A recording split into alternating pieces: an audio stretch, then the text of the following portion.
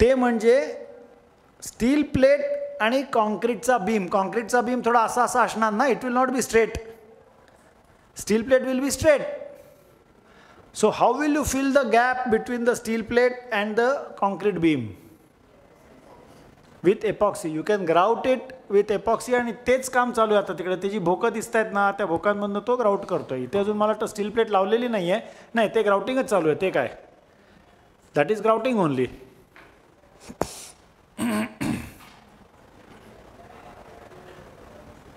ते मला वाटतं that grouting is being done in this annular space. या ॲन्युलर स्पेसमध्ये सुद्धा ग्राउटिंग करायला लागतं ना, बरोबर की नाही? आता if you observe that correctly, can you see a shear crack there? ही शेअर क्रॅक दिसते ना? म्हटलं तुम्ही एक्सपर्ट झालेले आता सगळे. आणि these are through holes to put through bolts. त्या बीमला थ्रू होल मारले आणि त्याच्यामध्ये एकेकामध्ये थ्रू बोल्ट टाकून बाकीचा एरिया ग्राउट करणं चाललंय. सिक्वेन्स ऑफ ऑपरेशन्स कळलं? सगळ्यात पहिलं म्हणजे बीमचं प्लास्टर काढून टाकणे, कारण we want to do flitching to the beam, not to plaster. Remove the plaster, that is step number 1. Clean the beam, make it as smooth as is possible. Then decide whether you want to go for through holes or expansion bolts. If through holes are possible, drill through holes. Put expansion bolts and grout them. So you will have a beam with expansion bolts. Take the measurement, put it on the steel sheet, make holes in the steel sheet, then mount the steel sheet and then put the nuts. So this completes the flitching of horizontal. If you want a bottom plate, then keep the bottom plate put as tight props as is possible and then weld it. Clear? And after this, you can keep small holes in epoxy plate to grout the gap between the beam and the plate, or if there is a gap, you can drill from this gap also. But it is better to drill, better to have small holes through which you can grout the gap between the beam and steel plate. Clear झालं एकदम?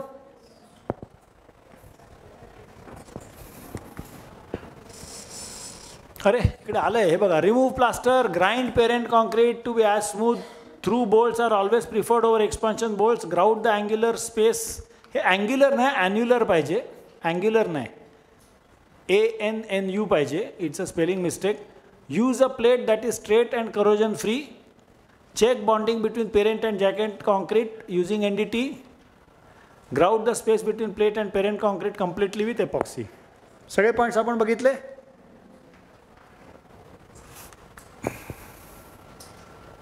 हे फुटिंगचं strengthening करतात बघा. हे jacket आलं असे आत गेले. हे फुटिंगचा जर एरिया वाढवायचा असेल तर हे आधीचं ट्रॅपेडॉइडल फुटिंग स्टेप फुटिंगमध्ये कन्वर्ट केलं पहा. You can do RCC footing, strengthening of RCC footing. आता now this is a very easy thing for you to understand. कळलं की नाही? ह्याच्यामध्ये हे शेअर कनेक्टर्स टाकलेत बघा. हे these are shear connectors. Substitute framework आपण पाहिलं. मगाशी कोणीतरी विचारलं की how do you connect the substitute framework to the, you can put a beam, you can put a plate, end plate, and that end plate can be connected to the beam with either expansion bolts और through bolts, whichever way.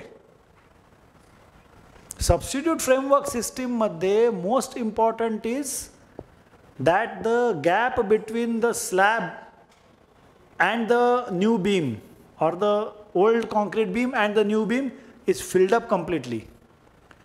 If you do not do that, you will be creating stress concentration zones.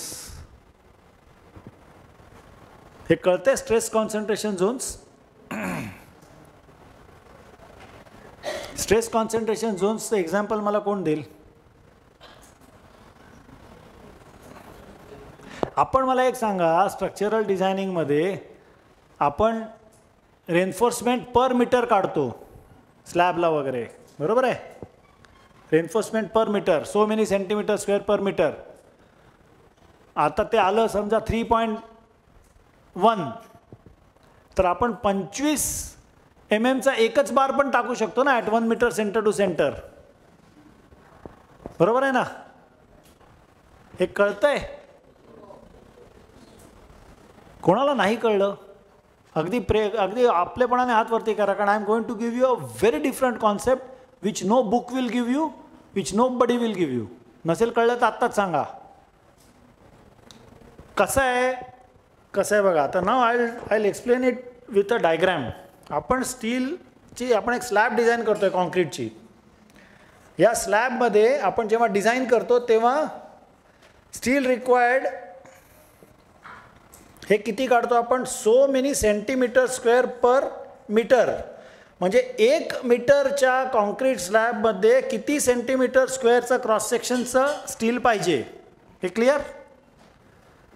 तर मला समजा एक hypothetical केस मी पकडली की मला आलं 3.1 centimetre square per metre. हे आलं माझ्या डिझाईनप्रमाणे रिक्वायरमेंट. तर माझ्याकडे एक ऑप्शन काय आहे की मी प्रत्येक मीटरला एकच 25 डायमीटरचा बार टाकतो. 25 डायमीटरच्या बारचं किती आहे, 3.14 आहे ना, असंच काहीतरी आहे ना, पाय ना. असा जर मी एकच बार टाकला तरी I have fulfilled the requirement. जर मी 20चे 2 बार टाकले, नाही हे 20च्याच बारचं आहे, 25च्या नाही, हे 20च्या बारचं आहे. So 2 bars of 20 diameter.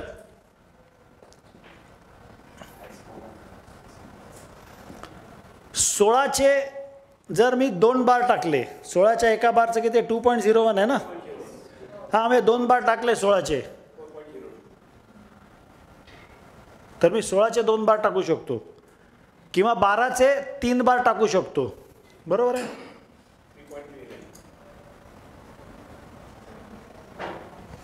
किंवा 10चे 5 बार टाकू शकतो. 7×5 35 ना, 5 बार टाकू शकतो. बरोबर?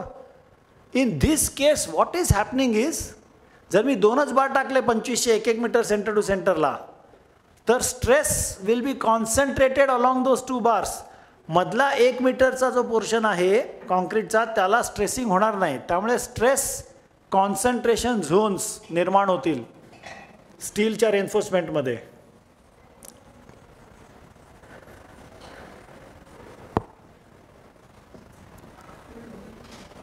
स्ट्रेस कॉन्सन्ट्रेशन झोन हा कॉन्सेप्ट कळला. सेम जर का मी आता 10चे कमी करत करत करत करत मी 3 mm बार जर टाकला 2 इंच सेंटर टू सेंटरला, 3 mm bar 2 inch centre to सेंटरला, तर काय होईल, युनिफॉर्म डिस्ट्रीब्युशन ऑफ स्ट्रेस. त्याने काय होईल की त्या कॉन्क्रीटवरती टाकलं जाणारं tensile stress will reduce to such an extent that the concrete will be able to bend without cracking. And this is the concept of ferrocement. And this is the concept of graniting also. Graniting मध्ये आपण weld mesh टाकतो 10 gauge. 10 gauge म्हणजे किती mm? काही सोपे प्रश्न विचारतो ना. 10 गेज म्हणजे 3.14 आणि गेज 10 गेज आणि 16 गेज ह्याच्यामध्ये कुठलं जास्त भारी? 10 गेज. म्हणजे जितका गेज जास्त तितका थिकनेस कमी. 10 गेज म्हणजे 3.14 mm डायमीटरचा बार, म्हणजे आपण 10 गेजचं 1 इंच वेल्ड मेश किंवा 2 इंच वेल्ड मेश. म्हणजे काय की ह्या वेल्ड मेशमध्ये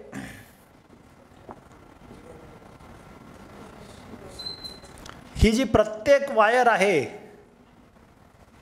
ही 10 गेज म्हणजे equivalent to 3.14 mm at the spacing of 50 mm.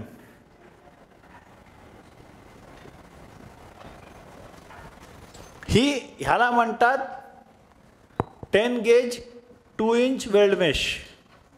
आणि ही वेल्ड मेश एकमेकांना वेल्डेड असते, ही टाका मारलेला असतो प्रत्येक याच्यामध्ये. ही मेकॅनिकली मशीनमध्ये क्रिएट केलेली असते वेल्ड मेश. ही वेल्ड मेश जेव्हा आपण कॉन्क्रीटमध्ये घालतो, ही वेल्ड मेश कॉन्क्रीटला अक्षरशः बेंड पण करू शकतं कॉन्क्रीट, बट नॉट 10 गेज. त्याच्याहून आणखी खाली जर वापरली आपण तर this can be done. So this is the principle of ferro cement. Ferro सिमेंटमध्ये 10 गेज वापरली जाते किंवा 12 गेज वापरली जाते किंवा 8 गेज नाही, 10 गेज, 12 गेज. बाइंडिंग वायर असते ना, ती किती गेजची असते? 18 गेज. 18 गेज म्हणतात, वापरताना 22 गेज पण वापरतात. लिहिताना 18 गेज लिहितात. 18 गेज बाइंडिंग वायर. मला बघा तुमच्या साईटवरती जाऊन 18 गेजची आहे का खरोखरीच. सो कमिंग बॅक टू हा कॉन्सेप्ट समजला स्ट्रेस कॉन्सन्ट्रेशन झोनचा. आपण कॉन्सेप्ट सुरू कुठून झाला? ह्याच्यावरनं. जर का आपण प्रॉपिंग आपलं ती गॅप बरोबर भरली नाही तर will be creating stress concentration zones. हे कळलं आता कॉन्सेप्ट तुम्हाला? स्ट्रेस कॉन्सन्ट्रेशन झोनचा कॉन्सेप्ट कळला?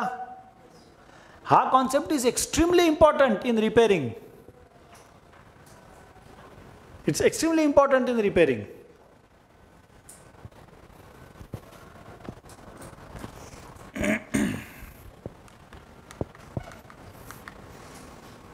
आता ही एक टेबल बघूया. Know the repair methods for the cracked RCC elements. जर स्ट्रक्चरल क्रॅकिंग झालं असेल तर त्याला स्ट्रेंथनिंग करायचं, फ्लिचिंग, फायबर रॅप, जॅकेटिंग किंवा गनायटिंग सुद्धा we can use. Material cracking झालं असेल तर मटेरियल रिप्लेसमेंट टेक्निक आपल्याला वापरायचं. Polymer mortar, epoxy mortar, normal mortar. Voids असतील तर ग्राउट, AAR असेल तर complete replacement of the structure. Corrosion, fire और earthquake, all of the above combination depending upon the type of damage. फायरमध्ये सगळ्या प्रकारचं डिस्ट्रेस असू शकतं, तर या सगळ्या टेक्निक्स आपल्याला वापरायला लागू शकतात. बरोबर आहे. ह्या एका टेबलामध्ये कॉन्क्रीट रिपेअरचं सगळं समराईज झालं आहे. बरोबर. आता ह्याच्याहून वेगवेगळ्या प्रकारचं कॉन्क्रीट क्रॅकिंग होऊ शकतं. Solutions can be these many only. Clear? हां, मला वाटलं प्रश्न कोणाला होता. आता explain the relevant repair method for cracks in RCC structure. हा तुम्हाला एक बुलेट पॉईंट आहे, तो आपण 252 ते 267 स्लाइड्समध्ये एक्सप्लेन केला. हां,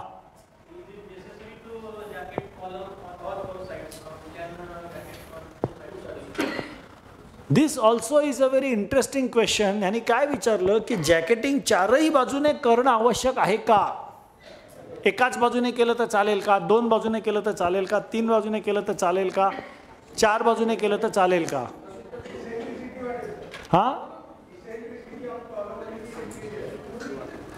eccentricity of column will be increase you are saying.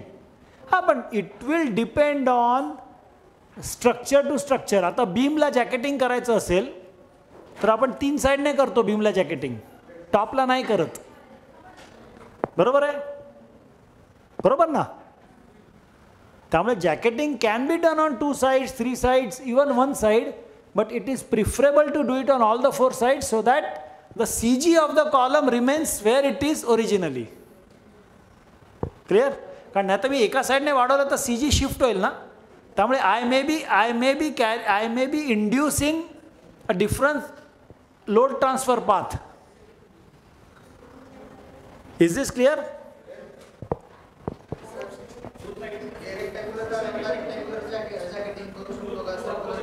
कुठलंही करू शकता ना तुम्ही.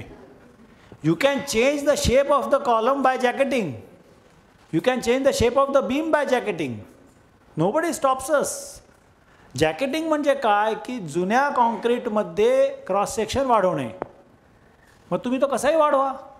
गोल होता त्याला चौकोनी करा, चौकोनी होता त्याला गोल करा, रेक्टँग्युलर होता त्याला स्क्वेअर करा, स्क्वेअर होता त्याला रेक्टँग्युलर करा. It's up to us. Jacketing असंही करता येईल की 3 साईडला 100 mm आणि एका साईडला 200 mm असंही करता येतं जॅकेटिंग. You can do. फक्त तुम्ही CG कॉलमचा शिफ्ट करताय किंवा आता मेंबरचा CG आणि न्यूट्रल ॲक्सिस शिफ्ट करताय, त्याचे काय इफेक्ट्स होतील हे डोक्यात घ्या. कुठच्याही प्रकारच्या स्ट्रेंथनिंग करताना तुमच्याबरोबर एक स्ट्रक्चरल इंजिनियर टीममध्ये असला पाहिजे. Clear? Know the repair of corroded RCC element honeycomb and large whites 252 to 269 आपण ऑलरेडी केलेलं आहे. सो आता आपण शेवटच्या चॅप्टरला येतोय, structural audit and budget. Budget हा चॅप्टर मी फारच फास्ट म्हणजे 5 मिनिटात संपवणार आहे. स्ट्रक्चरल ऑडिट आपण पाहूया. ऑडिट म्हणजे काय हो? ऑडिट म्हणजे काय? चेक करणे. हा, योग्य आहे की नाही तपासणे. काय केलेलं काम बरोबर आहे की नाही हे पाहणे. ऑन ग्राउंड रियालिटी चेक करणे.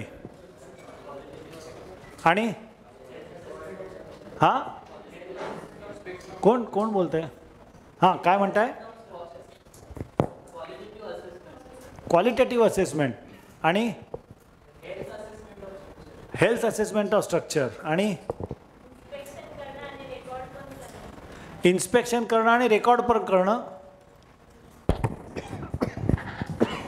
Any other? Estimate future life. See हां, to as per the structural designers consultants estimation or design, whether the RCC, whether the reinforcement is as per the design or is it not? Very close, very close. See, आपण सगळ्यांनी एक मुद्दा काय पाहिला? बरोबर आहे की नाही? बरोबर विथ रेफरन्स टू व्हॉट? बरोबर with reference to the standard, बरोबर with reference to the specification, बरोबर with reference to the drawings, anything. So audit is the identification and recording the gap between the acceptance criteria and what is available on site. Clear? Audit म्हणजे we are giving the gap between the acceptance criteria and the structural म्हणजे standard. acceptance criteria मध्ये तुम्ही standard घ्या, त्याच्यामध्ये drawings घ्या, त्याच्यामध्ये specifications घ्या, त्याच्यामध्ये what is accepted between client and you. So audit can be commercial audit, audit can be structural audit, audit can be non-structural audit, financial audit, audit can be non-structural audit also. एखादा client म्हणाला building safe आहे माझी पण leakage खूप आहे यार, तुम्ही मला एक लिकेजचं ऑडिट करून द्या. होऊ शकतं ना? Let us see. Structural audit is an overall health and performance checkup of a building by an experienced and licensed structural consultant to ensure that the building and its premises are safe and have no risk. It analyzes and suggests appropriate repairs or retrofitting measures required for the buildings to perform better in its service life. Objectives of structural audit: to save human life and building, to understand the condition of building, to find critical areas to repair immediately, to comply with statutory requirements. This is the main point. To enhance life cycle of building by suggesting preventive and corrective measures like repairs and retrofitting. Preventive measures for repairs and corrective measures for retrofitting. Huh? The definition also you mentioned that retrofitting also. Retrofitting also. So audit मध्ये दोन गोष्टी होऊ शकतात. You may or may not suggest the repair techniques, repair or retrofitting techniques. You may just say कि this is the gap, period. Now what you want to do is your lookout. Financial ऑडिटमध्ये एखाद्या कंपनीच्या financial ऑडिटमध्ये financial auditor can just give the actual gaps. How to close the gaps तो म्हणेल मला परत consultant म्हणून अपॉइंट कर, मी तुला सांगतो. Auditor can be different than a consultant. Is this clear? So statutory audit असू शकतं, स्ट्रक्चरल ऑडिट असू शकतं, सेफ्टी ऑडिट असू शकतं आणि बजेटरी ऑडिट किंवा फायनान्शियल ऑडिट असू शकतं. सेफ्टी ऑडिट असू शकतं ना, फायर सेफ्टी ऑडिट पण असू शकतं, लोड सेफ्टी ऑडिट पण असू शकतं, बरोबर आहे. एखादी साईटचं वर्किंग कंडिशन काय आहे, म्हणजे ॲक्सिडेंट प्रोन आहे किंवा नाही कन्स्ट्रक्शन साईट, याला पण सेफ्टी ऑडिट म्हणता येईल, बरोबर आहे ना. एखादा ड्रायव्हर कसा चालवतो, गाडी नीट चालवतो का डेंजरस आहे, त्याला पण सेफ्टी ऑडिट असू शकतं. You understand. So audit can be our day to day लाईफमध्ये पण ऑडिट असतं, बरोबर आहे. Explain the necessity and importance of structural audit and budget estimation. Audit can be before a calamity. Calamity म्हणजे कुठच्याही प्रकारचं नॅचरल डिझास्टर. त्याच्या आधी regular audit, age related damage, म्हणजे आमची बिल्डिंग आता 40 वर्ष झाली बाबा, 50 वर्ष झाली बाबा, आम्हाला एक रेग्युलर ऑडिट करायचं आहे फॉर अवर इंटरनल कन्झम्पशन, बरोबर आहे, एज रिलेटेड. दुसरं म्हणजे special audit, change of user, म्हणजे सर आधी ही बिल्डिंग सर इंडस्ट्रियल होती, आता आम्हाला ही कॉर्पोरेट ऑफिस म्हणून यूज करायची आहे, कंप्लीट ऑडिट करून द्या, चेंज ऑफ युजर. चिकार आमच्याकडे अशा केसेस येतात. That is for internal consumption, की आज आमचे मॅनेजिंग डायरेक्टर त्याच्यावर बसणार आहेत, तर त्याचं एक्स्ट्रा सेफ्टी करून द्या, होतं ना. और after a calamity it can be earthquake, flood, cyclone, blast, fire. ह्याच्यानंतर या कुठच्याही झाल्यानंतर, कलॅमिटी झाल्यानंतर यू कॅन से की बाबा हे स्ट्रक्चर सेफ आहे का नाही. Clear. Explain the procedure involved in structural audit and budget estimation. Audit आणि रिपेअर रिट्रोफिटिंग ह्याच्यामध्ये प्रोसिजर आपण रिट्रोफिटिंगची बघितली, व्हिज्युअल इन्स्पेक्शन, नंतर NDT प्लॅन. इथे बघूया काय काय. Visual examination same as visual inspection. Structural drawings, data आपण म्हटलं ना डेटा हवा आहे नाही आहे, हे स्ट्रक्चरल ऑडिट असल्यामुळे माझा आर्किटेक्चरल ड्रॉइंगशी काही संबंध नाही आहे. आर्किटेक्चरल ड्रॉइंग मला डायमेन्शन्स करता किंवा क्रॉस सेक्शन्स करता लागतील, पण I am happy with structural drawing. तिथे मला structural, architecture and services drawing आणि मेंटेनन्स रेकॉर्ड चारही पाहिजे होता तिकडे. इथे we are asking for what is the basic structural drawing. Distress identification and distress mapping, non destructive testing, backward analysis. So हे जे बॅकवर्ड ॲनालिसिस आहे ना, हे रिपेअरच्या ऑडिटमध्ये नाही करत आपण. क्लिअर. रिपेअरच्या ऑडिटमध्ये बॅकवर्ड ॲनालिसिस म्हणजे काय, की we do not go back to the design office and carry out design of the entire structure unless we see structural distress in the structure. हे समजतंय. Repair audit, how will it be different than structural audit? हे कळतंय का. हा जो data मिळाला मला या पॉईंट नंबर 1, 2, 3, 4 मधनं, तो डेटा घेऊन मी बॅकवर्ड ॲनालिसिस केलं.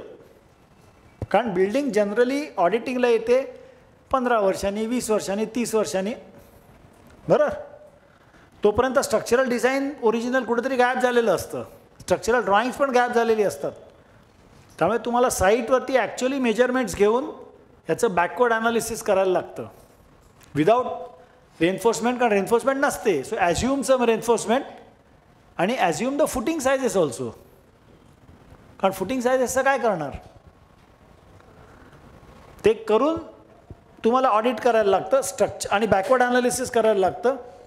फुटिंगमध्ये कसं असतं की if the structure shows settlement then you must expose the footings to take original measurements. If the structure does not show settlement, be happy. फुटिंगला करोजन लेवल नॉर्मल स्ट्रक्चरपेक्षा कमी असतं का.